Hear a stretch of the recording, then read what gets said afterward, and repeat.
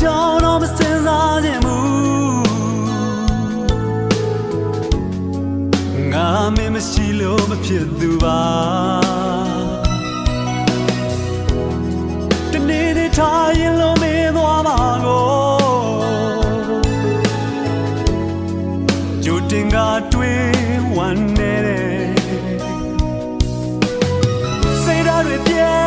နှလုံးသားတို့ကွဲချင်အောင်ချစ်လေမပြောနဲ့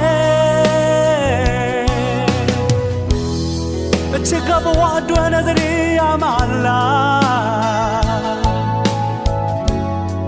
ဘယ်မှာချစ်စရဲ့သစ္စာတရား